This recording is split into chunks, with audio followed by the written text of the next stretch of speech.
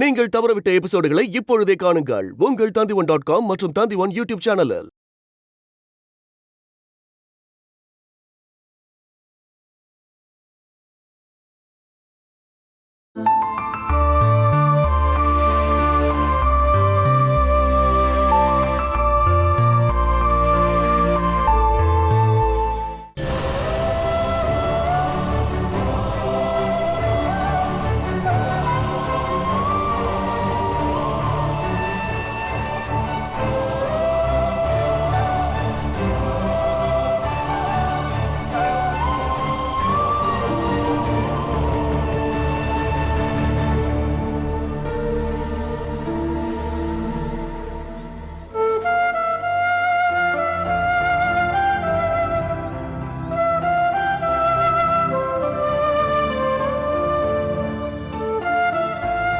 இப்படியே உட்காந்துட்டு இருந்தா என்னமா அர்த்தம்? உனக்கு மறுபடியும் அந்த பிரச்சனை வந்துடும். சரியான நேரத்துக்கு சாப்பிடாம தூங்காம இருந்தா உன்னோட உடம்பு கெட்டு போயிடாதம்மா.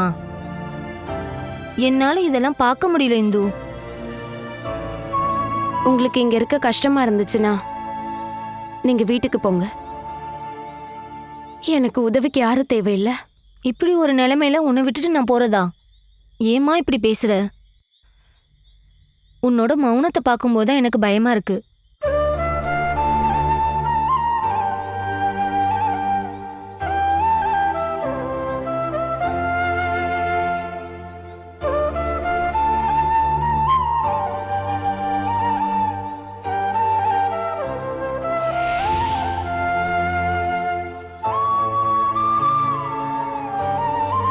அருண் கிட்ட இருக்க கோவம் போனதும் அருண் வந்துருவாரு. அதிகபட்சம் 2-3 நாள். அது முடிஞ்சதும் கண்டிப்பா வந்துருவாரு. எனக்கு நம்பிக்கை இல்ல. சொல்ல வேண்டிய விதத்துல எல்லாம் என் வீட்டுக்கார்கிட்ட எங்க அப்பா சொல்லிட்டாரு. அதுக்கப்புறமா அவர் புரிஞ்சுக்கலனா அதுக்கான அர்த்தம் அவரோட மனசு அந்த அளவுக்கு மாறி போயிடுச்சு. அதெல்லாம் மாறவே இல்லம்மா. பொண்ணை பார்க்கணும்னு ஆசையில ஓடி வந்திருக்காருல. அப்ப அந்த குழந்தை காணோன்ற போது யாருதான் ஏத்துப்பா சொல்லு? நீயே யோசிச்சு பாரு இந்து. எவ்வளவு யோசிச்சாலும் நான் பண்ணதுதான் தப்பு. நான் வேணும்னே பண்ணலன்னு அவர்கிட்ட சொல்றதுக்குள்ள எல்லாமே கைவிட்டு போயிடுச்சு. அதுவும் என் வீட்டுக்காரங்க இல்லாதப்போ.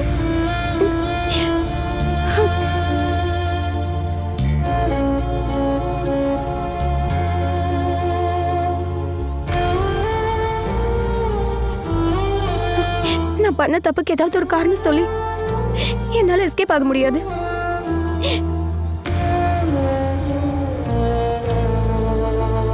நீ வேணும்னே எதுவும் பண்ணலன்னு அருணுக்கு நல்லா தெரியும் இல்லையா?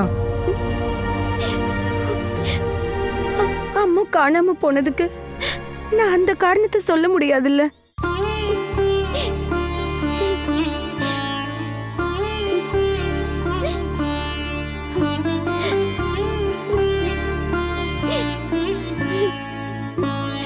எனக்கு தெரியும் எல்லாரும் என்ன விட்டுட்டு போயிட்டாங்க. என் பொண்ணும் என் பக்கத்துல இல்ல. இப்ப என் வீட்டுக்காரும் இல்ல.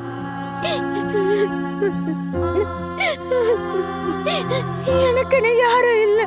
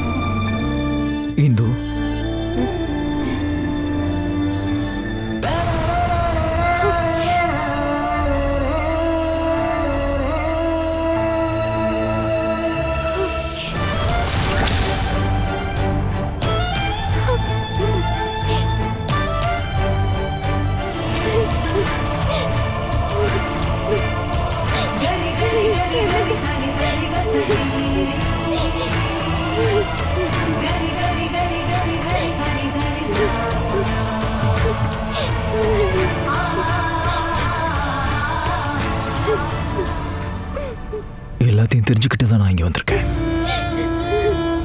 ஒன்னு புரிஞ்சுக்க, நான் லேட் பண்ணிட்டேன். நீ சிந்தின கண்ணீரை பார்த்தும் கூட நான் மன்னிக்கல அப்படின்னா நான் மனசாட்சி இல்லாதவன் ஆயிடுவேன். என்னங்க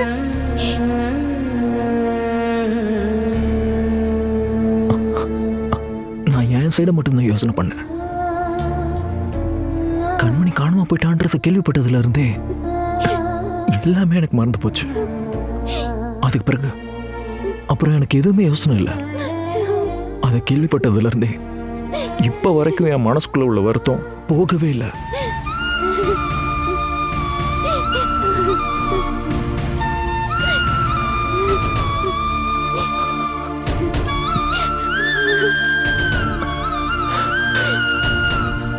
கஷ்டத்தை சொல்ல வார்த்தைகளே வரல. நீ எப்போ கடந்த 3 வருஷமா எவ்வளவு கஷ்டங்களை அனுபவிச்சிருப்ப. நீ அதை எப்படி தாங்கினது?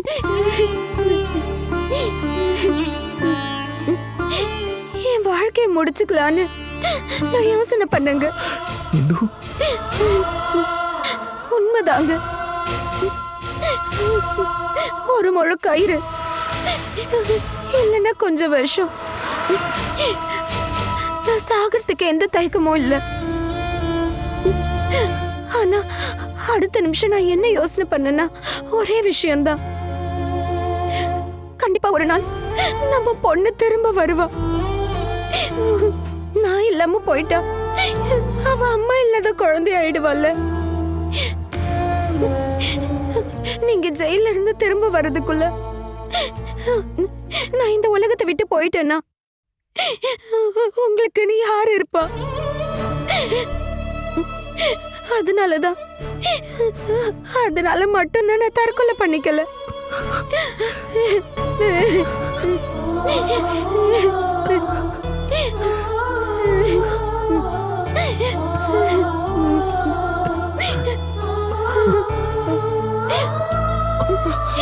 ஒவ்வொரு தடவையும் ஜெயிலுக்குள்ள உங்களை வந்து பார்க்கும்போது என் மனசுக்குள்ள நெருப்பு தீ பத்தி எரிஞ்சது.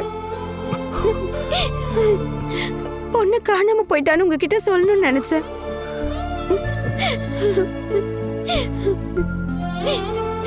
ஆனா உங்க முகத்தை பார்க்கும்போது என்னால எதுவும் சொல்ல முடியல. அந்த சிச்சுவேஷனை நான் எப்படி தாண்டி வந்தேன்னு எனக்கே தெரியல. கடைசியா ஒரு நாள் உங்களுக்கு உண்மை தெரியும் போது நீங்க கோவமா பேசுவீங்கன்னு எனக்கு தெரியும். அந்த நிமிஷத்தை நினைச்சு பார்த்து எத்தனையோ ராத்திரி நான் தூங்காம இருந்திருக்கேன்.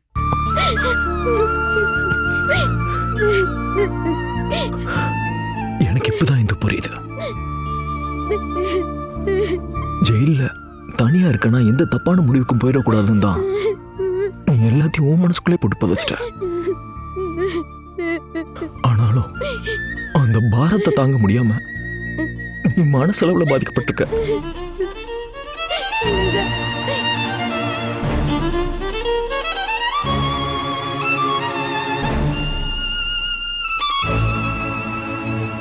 இல்ல, எதையும் சொல்ல வேண்டாம்.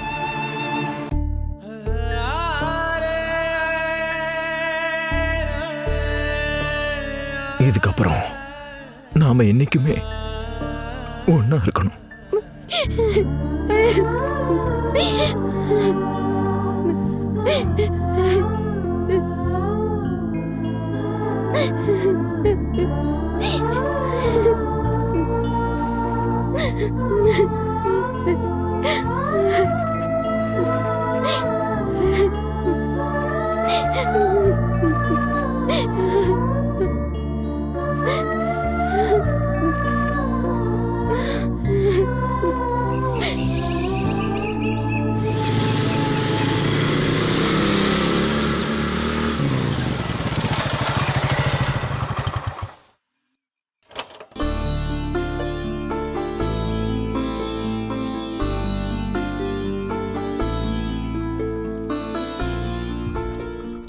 இந்துமா, அருண் இன்னும் எந்திரிக்கலையா? இல்லப்பா, ஆமா, என்ன இன்னைக்கு பால் போட்ட டீ? இன்னைக்கு நாள் கொஞ்சம் நல்லா இருக்கணும்னு நாங்க நினைச்சோம். சேச்சி அம்மா எப்ப என்ன பண்ணணும்னு தெரியுது உங்களுக்கு. அட, என்ன பத்தி நீங்க என்ன நினைச்சீங்க? ஆனா சில டைம் சில முட்டாள்தனமான வேலையை பாக்குறாங்க. நேத்து என் வீட்டுக்கார் வந்ததும் கண்மணி அம்பாட்டில் இருக்கான்னு சொன்னாங்கல்ல. கேலி பண்ணாத. நான் அப்ப உளர்னனால தான் இப்ப எல்லா விஷயம் நல்லபடியா முடிஞ்சுது. அதுவும் சரிதான். உண்மையை கரெக்டா சொல்லிடணும்ல.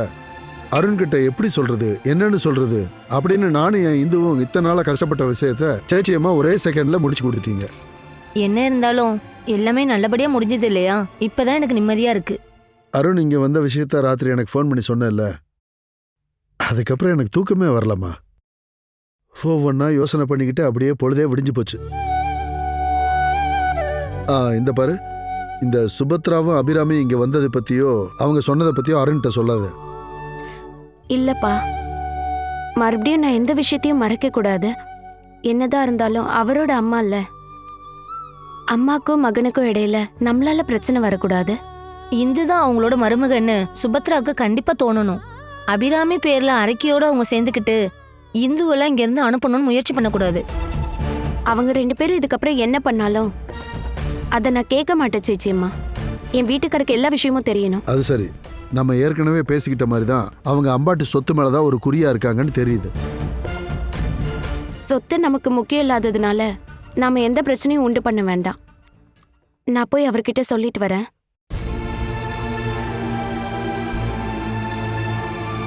ரொம்ப நாளுக்கு அப்புறம் தான் இந்துவோட முகத்துல தெளிவு தெரியுது. இருந்தாலும் இன்னொரு வருத்தம் பாக்கி இருக்குல்ல, அதான் குழந்தை.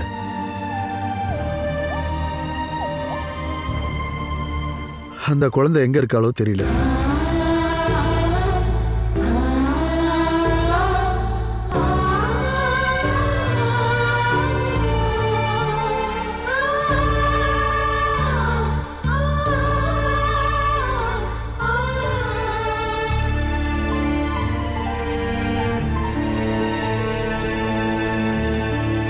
நீங்க இங்க தங்கி இருக்கிறதா சுமதிக்கிட்டையும் வீணாகிட்டையும் இனி நான் சொல்லலாம் இல்லையா? இல்ல, நான் அதை சொல்லும்போது சுமதி கண்டிப்பா என்கிட்ட சண்டைக்கு தான் வருவா. அதானே அவ குணம். அது எப்படியோ போகட்டும். அருண், உங்க பிளான் என்ன?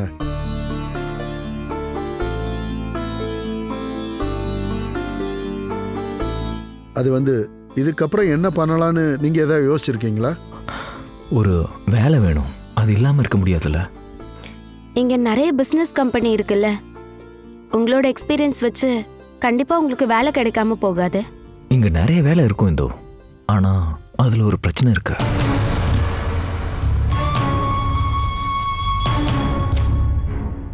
ரியாலிட்டிய நமக்கு தெரியாத மாதிரி நடிக்கிறது தப்பு. உங்களுக்கு தண்டனை முடிஞ்சு வந்ததுனால உங்க கேஸ் ஹிஸ்டரி எல்லாம் முடிஞ்சிருச்சுல்ல, இனி என்ன? அது ஷெனாய் குரூப்ல இதுக்கு முன்னாடி வேலை பார்த்ததுனால தான் மற்ற ஆஃபீஸுங்களில் எனக்கு வேலை கிடைக்காம இருந்தது. சொந்த கம்பெனியில பெரிய போஸ்டிங்ல இருந்த ஆளுக்கு என்ன வேலை கொடுக்கறதுன்னு தான் எல்லாரும் கேட்டாங்க. இப்ப நீங்க ஷேனாய் குரூப்ல எந்த வேலையும் பார்க்கலையேங்க. அது மட்டும் இல்லாம இத்தனை வருஷம் ஆயிடுச்சு இல்லையா? இப்ப எனக்கு இருக்கிறது இன்னொரு பிரச்சனை தான். கொலை குற்றத்துக்காக ஜெயில் தண்டனை அனுபவிச்சுவேன் அப்படிங்கிற அடையாளம். அருண் ஷெனாய்ன்ற பேருக்கு முன்னாடி ஜெயில் குற்றவாளின்ற ஒரு பேரும் அட்டாச் ஆயிருக்கு. நான் அதை நிறைய அனுபவிச்சிருக்கேன். என்னங்க? அந்த ஒரு இமேஜ் இல்லாம ஆக்குறதுக்கு கொஞ்ச நேரம் ஆகும். அப்படி இல்லைன்னா இந்த ஊரை விட்டுட்டு வேற ஊருக்கு நான் போகணும், இல்லாட்டி கல்ஃபுக்கு போகணும். ஐயோ, அதெல்லாம் வேணாங்க. நீங்க இத்தனை நாள் ஜெயில இருந்தீங்க, இதுக்கப்புறமும் ஃபாரின் போறேன்றீங்க. பட்னியா இருந்தாலும் நான் சகிச்சுக்கிறேன். ஆனா நீங்க வேலைக்காக ரொம்ப தூரம் எல்லாம் போகாதீங்க. இந்து, உன்னை தனியா விட்டுட்டு போகணுன்ற ஆசை இல்லை எனக்கு. விஷயம் அது இல்ல, நான் இப்ப ஊர்ல இருந்தாகணும். அது வேற எதுக்காகவும் இல்ல, என் பொண்ணை கண்டுபிடிக்கணும்.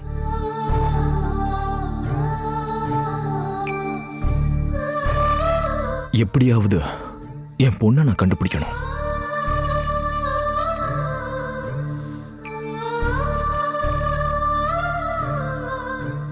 நான் போலீஸ்ல கம்ப்ளைண்ட் கொடுத்ததுக்கு அப்புறமும் நான் என்னால முடிஞ்ச வரைக்கும் எல்லா இடத்துலையும் தேடி பார்த்துட்டேன்.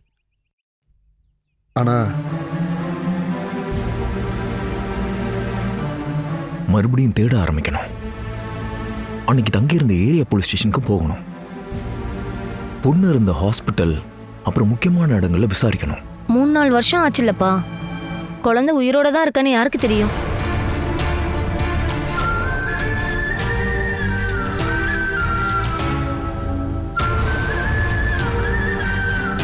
உயிரோட இருந்தா தானே தேடினா பிரயோஜனமா இருக்கும்.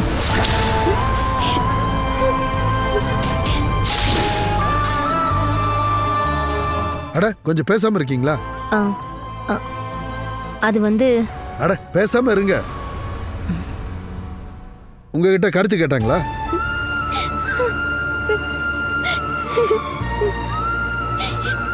ஒருவேளை குழந்தைங்க கடத்துறவங்க கிட்ட மாட்டியிருந்தா? சேச்சியம்மா, நீங்க தயவு செஞ்சு அந்த பக்கம் போங்க. மனசு வருத்தப்படுற மாதிரி நீங்க பேசிக்கிட்டு இருக்கீங்க. இங்க பாரு இந்து, என் மனசுல தோணுதை நான் சொல்லிட்டேன். சொல்ல வேண்டாம், நீங்க போங்க.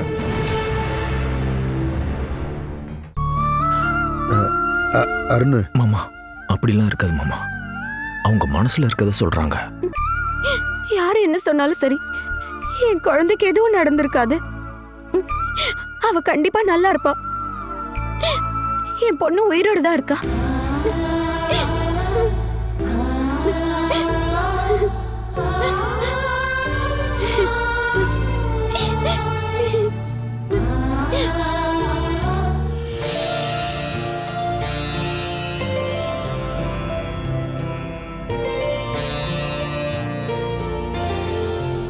அம்மா எங்க போயிட்டாங்கம்மா? அதோ அங்க இருக்காங்க.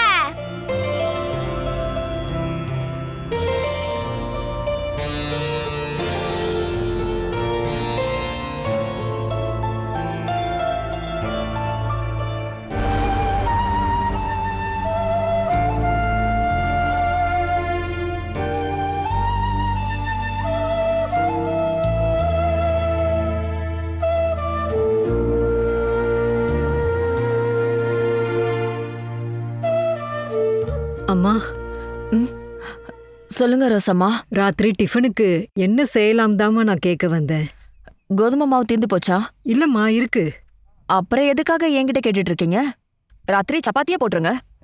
ஆமா, இருந்தாலும் சரிம்மா, நான் சப்பாத்தியே ரெடி பண்ணிடுறேன். ம். ஆ, அப்புறம் இல்ல, ஒன்றும் இல்லைம்மா. நீங்க கொஞ்சம் நிக்கிறீங்களா? நீங்க என்கிட்ட ஏதோ பேசணும் தானே வந்தீங்க ரோசம்மா. என்ன விஷயம்னு சொன்னா தானே எனக்கும் தெரியும். கோவப்படாதீங்கம்மா. இப்போ தெரியாதவங்களா இருந்தாலும் நீங்க எப்படி இருக்கீங்க அப்படின்னு நம்மள விசாரிக்கிறாங்கல்ல, இதையும் நீ அப்படியே நினைச்சுக்கிட்டா போதும். அவங்க சொந்தக்காரங்க நினைக்க வேண்டாம். நீங்க விஷயத்த தெளிவா சொல்லாம சுத்தி சுத்தி வரீங்க. ஆ, பக்கத்து வீட்ல இருக்கிற, எந்த வீட்ல இருக்க? அங்க அந்த பக்கமா இருக்கிற வீட்ல இன்னைக்கு காலையில இருந்து அந்த வீட்ல இருந்து ஒரே புகையா வந்துட்டு இருக்கு. என்ன, அந்த வீட்ல ஏதாவது பிரச்சனையா என்ன? இல்ல, பழச எல்லாத்தையும் போட்டு எரிக்கிறாங்கன்னு நான் நினைக்கிறேன். அதுக்கு இந்து அந்த வீட்ல இருந்து போயிட்டாலோன்னு எனக்கு ரொம்ப சந்தேகமா இருக்குமா. நம்ம அருண் என்னன்னா இங்க இருந்து கோவப்பட்டு தானே கிளம்பி போனாரு. அவர் திரும்பி வந்திருப்பாருன்னு தான் நான் நினைக்கிறேன். ஒண்ணு சின்ன குழந்தை இல்லைல்ல, இந்துவை எப்படியும் அவனே போய் தேடிப்பான். அப்படி இருக்கும்போது உங்களுக்கு என்ன பிரச்சனை? அங்க என்ன நடக்குன்னு தெரிஞ்சுக்கிறதுக்காக தான். இதெல்லாம் ஒரு காரணமா வச்சு நீங்க அங்க போகணும்னு நினைச்சிட்டு இருந்தீங்கன்னா அது வேண்டாம். நான் சொன்ன விஷயம் உங்களுக்கு புரியும் நினைக்கிறேன். நீங்க உள்ள போங்க. ரோசமா நில்லுங்க. இப்படி வாங்க. இல்லம்மா, நான் அந்த வீட்டுக்கு போக மாட்டேன். நான் அதுக்காக கூப்பிடல.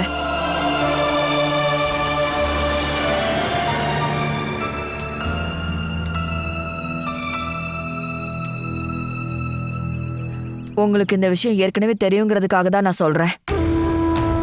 அருணையும் இந்துவையும் நான் எதுக்காக விலக்கி வச்சேன் அப்படின்னு நீங்க உங்க மனசுக்குள்ள நினைச்சிருப்பீங்க. எனக்கு அவன் மேலதான் கோவமே. அதுக்கு காரணம் இருக்கு. அருணை பத்தி நான் நல்ல விதமா நினைச்சிட்டு இருக்கும் போதெல்லாம் என் மனசுக்குள்ள ஒரு முகம் அடிக்கடி வந்துட்டு போகுது. ஜேபி ஜேபி எனக்கு யாருன்னு உங்களுக்கு நல்லாவே தெரியும்ல. இத்தனை வருஷமா நான் எதுக்காக காத்துட்டு இருந்தேன்? என் பொண்ணு வருவா அப்படிங்கிற நம்பிக்கையில தான். அப்படி இருக்கும்போது கடைசியா ஒரு நாள் ஜேபி என்கிட்ட சொன்னாரு, என்னோட பொண்ண இல்ல எங்களோட பொண்ணு அவர் கண்டுபிடிச்சிட்டு தான் சொன்னாரு, அவளை காமிக்கிறேன்னு சொன்னாரு. அன்னைக்கு ராத்திரி எனக்கு தூக்கமே வரல. பக்கத்துல இருக்கிற கோவிலுக்கு மறுநாள் காலையில கூட்டிட்டு வரேன்னு சொல்லிட்டு போன ஜேபி திரும்ப வரவே இல்லை. அவர் ஒரு ஆக்சிடென்ட்ல செத்து போயிட்டதா எனக்கு நியூஸ் வந்துச்சு. அதுக்கப்புறம் தான் எனக்கு தெரியும் அந்த ஆக்சிடென்ட்ல அருணுக்கு பங்கு இருக்குன்னு. அதை எப்படி சகிச்சுக்க முடியும்? அவங்க கிட்ட எப்படி பாசமா இருக்க முடியும்? அருண் அந்த மாதிரிலாம் பண்ண மாட்டாமா. ஆனா போலீஸ் எதுக்காக அருணை தேடி வந்தாங்க? அப்படின்னா அந்த ஆக்சிடென்ட்டுக்கு பின்னாடி அருணுக்கு ஏதோ ஒரு சம்பந்தம் இருக்கு. ரூபு சார் அருண் தான் பண்ணாருன்னு வேணும்னே போய் சொல்லிருக்கலாம் இல்லையா? நாம அருணை குழந்தையிலேருந்தே பார்த்துட்டு தானமா இருக்கோம். நீங்க நியாயப்படுத்தி பேசிட்டு இருக்கிற அந்த அருண் தான் இன்னொரு கொலைகேஸ்ல மாட்டி ஜெயிலுக்கு போயிருந்தான். அதையே மறந்துட்டீங்க?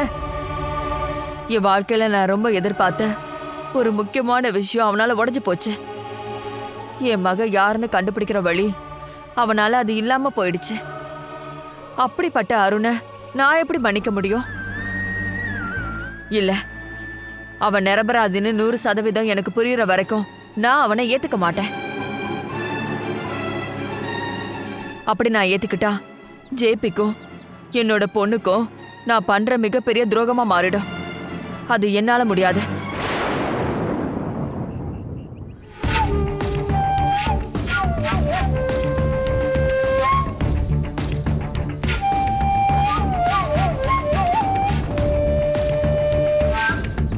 இந்து இங்க கொஞ்சம் வாமா.